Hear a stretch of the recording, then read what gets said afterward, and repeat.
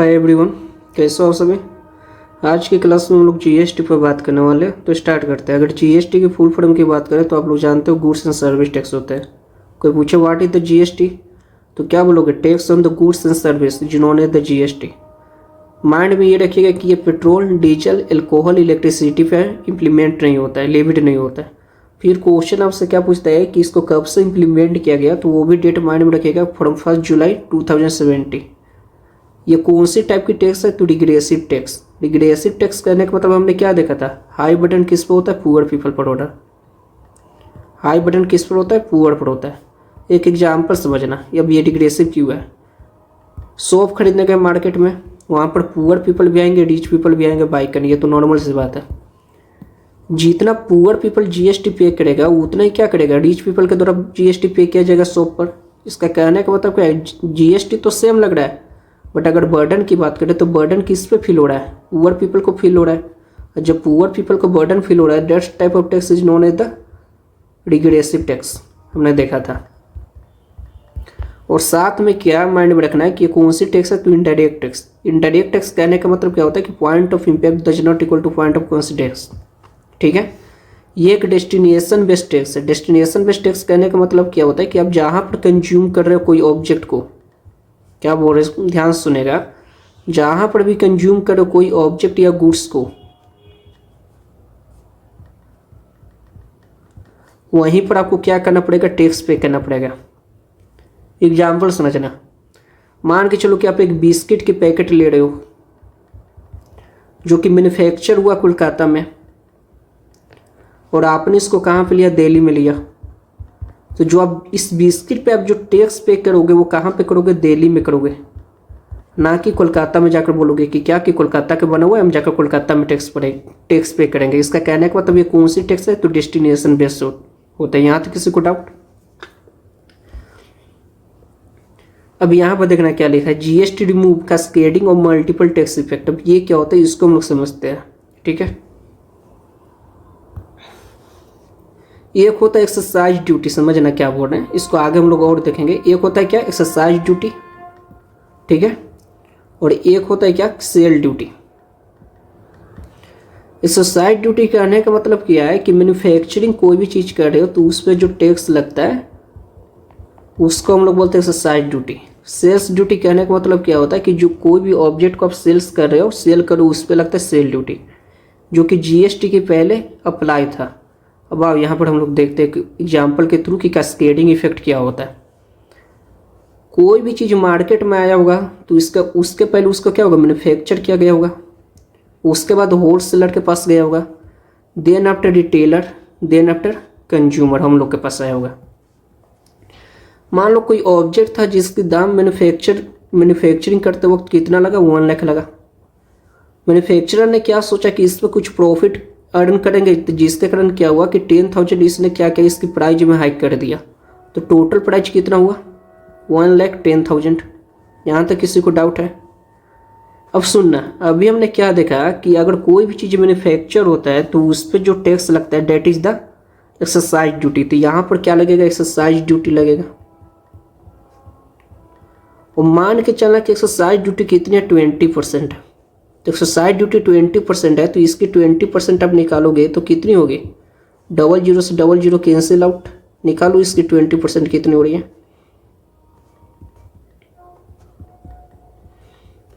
तो आप क्या बोलोगे? 2 और 1 0 और बढ़ गया। ये इसकी क्या है? एक्सरसाइज ड्यूटी है। फिर हमने क्या किया कि बोल कर रहा है कि मैन्युफैक्चर तो फिर इसको सेल करेगा होलसेलर के पास। इसका कहने का मतलब क्या है कि इस पर फिर कौन सी ड्यूटी लगेगा? तो आप बोलोगे क्या कि सेल्स ड्यूटी लगेगा। सेल्स ड्यूटी मान के चलो कि 10% है। कितनी है? 10%। तो फिर इसके आप 10% निकालोगे, 1,10,000 के हम जब लोग 10% निकालेंगे तो कितना होगा? 00 से 00 चला गया, 11,000 आया। तो देखना यहाँ पे टोटल प्राइस कितना हो जाएगा, तब बोलोगे क्या? यहाँ पे तो 1,10,000 इधर पर हो गया, और साथ में क्या बोलोगे कि एक्सरसाइज ड्यूटी कितना लगा? तो 22,000। तो 22,000 एक्सरसाइज ड्यूटी। फिर आप क्या बोलोगे कि 11,000 यहाँ पर क्या लगा? तो 11,000 आपका क्या लगा? Sales duty. 0003414300। इसका कहने का मतलब क्या है कि फ्रॉम मैन्युफैक्चरर होलसेलर कितना में इसको बाई कर रहा है, तो 1,43,000। यहाँ तक किसी को डाउट है? क्या बोले कि जो मैन्युफैक्चरर से जो सामान होलसेलर लेगा या जो मैन्युफैक्चरर होलसेलर को वो गुड्स बेचेगा वो कितना में बेचेगा, 1,43,000। उसने क्या किया, पहले एक्साइज ड्यूटी ऐड किया, फिर उसने क्या ऐड किया, सेल्स ड्यूटी ऐड किया, उसके बाद बेचा, फिर उसने अपना प्रॉफिट को भी क्या किया, यहाँ पे ऐड किया। अब फिर यहाँ पर समझना क्या होगा कि जो होलसेलर है ये भी क्या बोलेगा कि हमको भी कुछ ना कुछ प्रॉफिट चाहिए, तो ये क्या करेगा कि मार्केट प्राइस मार्केट में लेकर आने के लिए इसमें क्या करेगा, इसकी प्राइस में हाइक करेगा। मान के चलो कि उसको 2,000 के प्रॉफिट चाहिए, तो ये क्या करेगा, एडिशनल 2,000 उसमें चार्ज करेगा। तो कितना हुआ, 1,45,000।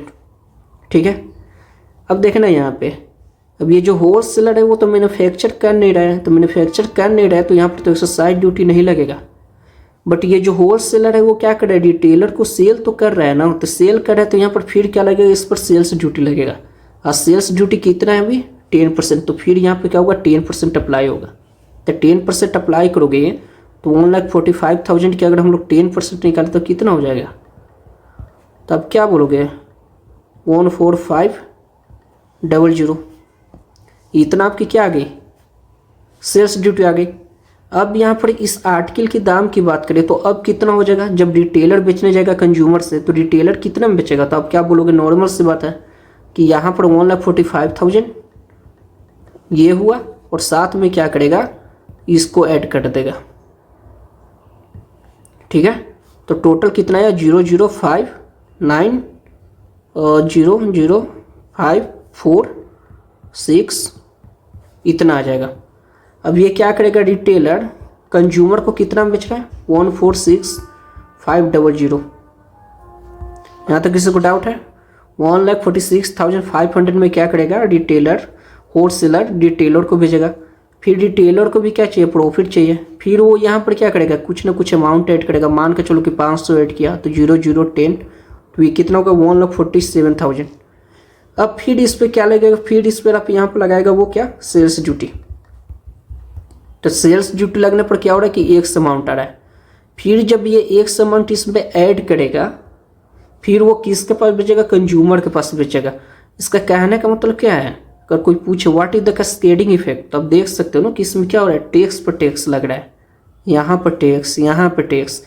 एक ऑब्जेक्ट कोई प्रोड्यूस हुआ जिसकी दाम कितनी थी, 1 लाख थी, फिर उसी पर अगर हम लोग टैक्स की बात करें तो एक तो यहाँ पर लगा एक्साइज ड्यूटी, सेल्स ड्यूटी यहाँ पर लगा, फिर सेल्स ड्यूटी यहाँ पर लग रहा है, सेल्स ड्यूटी यहाँ पर लग रहा है, रिटेलर के पास जाएगा फिर लगा वहाँ पर, फिर कंज्यूमर के पास जाने पर क्या हो रहा है, फिर लग रहा है।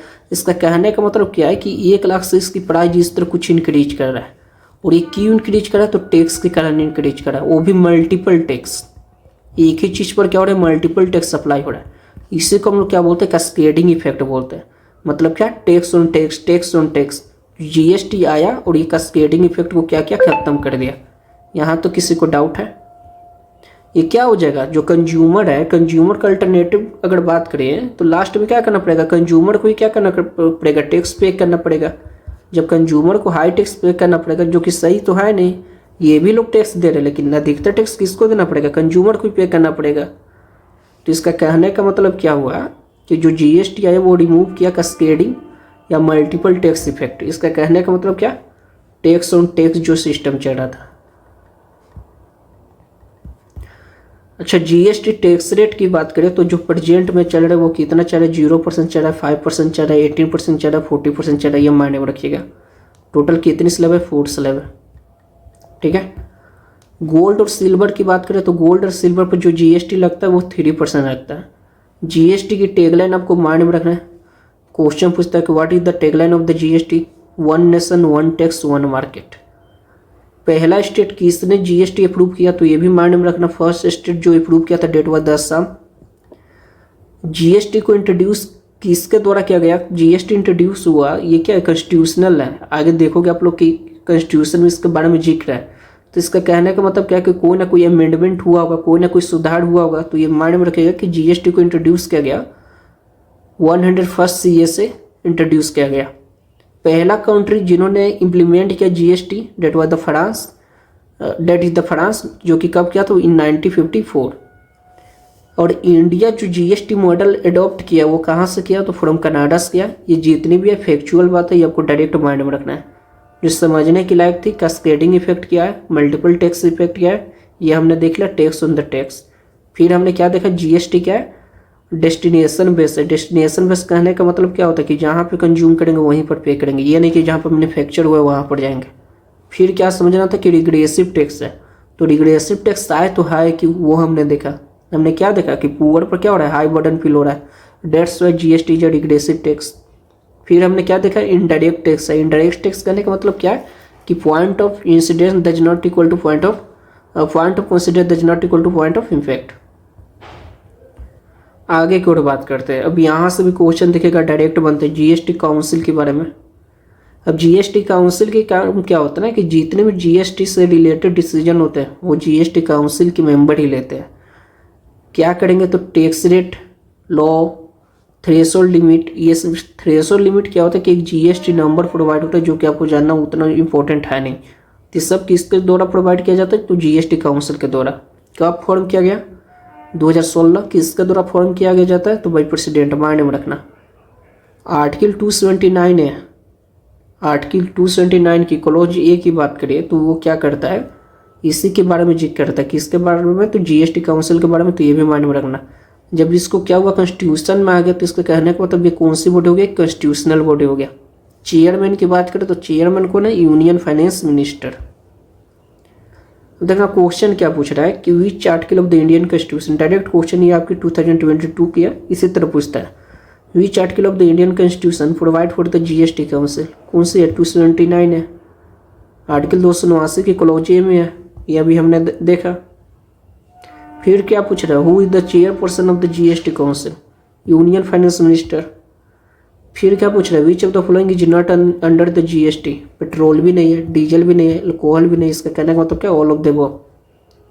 अब voting power of the state in the GST, ये क्या होता है, तो माइंड में रखना कि अगर जीएसटी काउंसिल की वोटिंग हो स्टेट और साथ में क्या,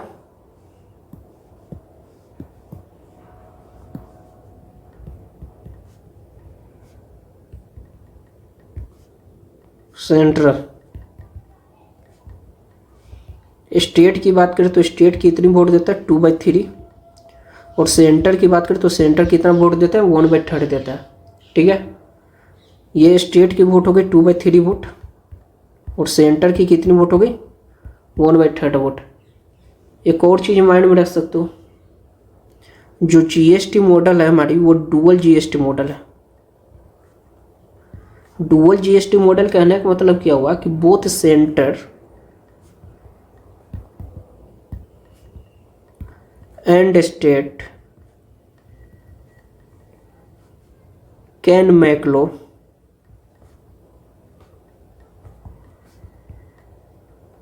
ठीक है, सेंटर और स्टेट क्या कर सकते हैं, जीएसटी पर दोनों आदमी लॉ बना सकते हैं। यहाँ तो किसी को डाउट।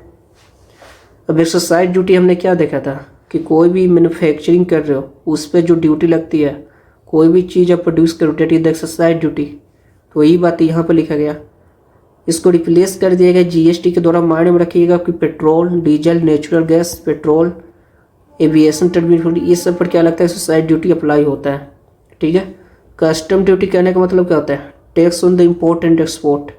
अब देखना एक्सपोर्ट पर उतना ज़्यादा टैक्स लगता नहीं है। हमारा क्या होता है, देश में ज़्यादा एक्सपोर्ट पर टैक्स लगाया नहीं जाता है। अब क्यों नहीं लगाया जाता तो वो बाद में हम लोग देखेंगे जब डिटेल में इसको पढ़ेंगे, जिसके कारण इसको हम लोग क्या बोलते हैं, इम्पोर्ट ड्यूटी भी बोलते हैं। फिर क्या बोल रहा है कि सेल टैक्स या वेट, ये भी हमने देखा, tax on the sales of the good to the customer is known as the sale tax. ये भी रिप्लेस हो गया किसके द्वारा, जीएसटी। ऑक्ट्री की बात करें तो ये क्या होता है, tax on enter in society for the commercial purpose. इसको भी रिप्लेस कर देगा। ये सब रट्टा मार है, आपको रट्टा मारना है। अब एसटीटी की बात करें तो एसटीटी क्या होता है वो हम लोग समझते हैं। तो क्या लिखा हुआ है यहाँ पर, जो भी हम लोग क्या करते हैं, शेयर को बाय और परचेज करते हैं उस पर जो टैक्स लगता है, that is known as the STT. अब एक एग्जाम्पल में समझना, मान लो कि तुमने एक शेयर बाय किया, ठीक है, जिसकी प्राइस कितनी है, 10,000। उस समय की जो एस टी टी वो है वो कितने 0.1%। तो इसके आप क्या करोगे 0.1% निकालो, एक और बढ़ा दो यहाँ पर, तो क्या हो गया 1/1000। 30 से 30 कैंसिल, कितना है ₹100 आया। यहाँ तक किसी को डाउट है? अब आपने क्या किया, इसको सेल कर रहे हो, आप इसको सेल कितने में कर रहे हो 1,20,000 में आप क्या कर रहे हो, इसको सेल कर रहे हो। जो आपने शेयर बाय किया था 1 लाख पर, अब उसको सेल कितने पे कर रहे हो 1,20,000 में क्या कर रहे हो, सेल कर रहे हो। एस टी टी कितनी है 0.1%, तो यहाँ पर भी एस टी टी लगा, तो कितना होगा इसकी एस टी टी 0.1% करना। 30 से 30 यहाँ पर क्या हुआ कैंसिल आउट, तो कितना हुआ 120। तो टोटल की बात करें तो टोटल कितने आ गई 2020, that is known as the S T T. इसके कहने का मतलब क्या है कि हम लोग शेयर को सेल कर रहे हैं या बाय कर रहे हैं, उस पर जो टैक्स लगता है उसको क्या बोलते हैं, सिक्योरिटीज ट्रांजैक्शन टैक्स, जो कि स्टॉक मार्केट में आता है। टोबिन टैक्स की बात करें तो फॉरेन करेंसी की ट्रांजैक्शन में जो भी टैक्स लगता है that is known as the Tobin tax. और ये किसके नेम पर रखा गया वो माइंड में रखा गया, तो ऑन द नेम्स ऑफ